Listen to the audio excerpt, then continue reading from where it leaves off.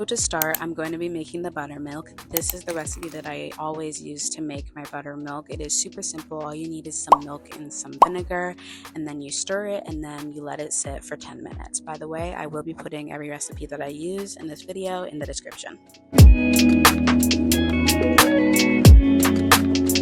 So this is the buttermilk sitting as it's curdling. I promise you it is actually doing something even though it doesn't look like it. And while it was curdling, I separated some of the ingredients.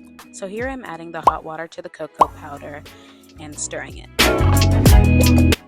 So here I'm combining 3/4 cup of the milk together and the oil, and I didn't understand this step at first, but now I understand it. How I understood it is that you add 3/4 cup of the buttermilk and 3/4 cup of the oil, but actually what it's saying is just to add 3/4 cup of the buttermilk and then all of the oil. So I ended up just adding 3/4 cup of the oil instead of all of the oil, which didn't end up being a huge deal. And the cake still came out well, but next time if I do follow this recipe again, I'll know it's just all of the oil. Now I'm whisking the eggs, the rest of the buttermilk, and the vanilla extract together, and I did not use any almond extract for my marble cake.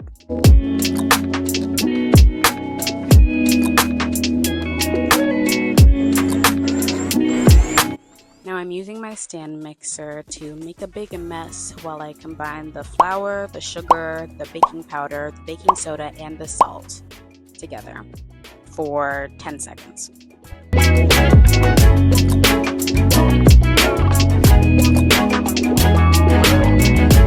Now I'm adding the butter and mixing on low for about 30 seconds.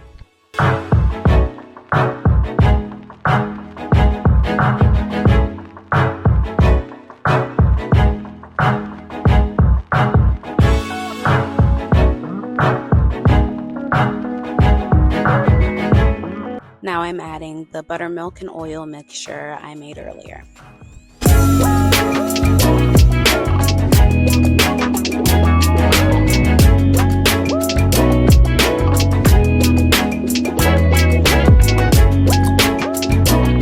Now I'm adding the egg mixture I made earlier in 3 batches, each batch mixing for about 15 seconds.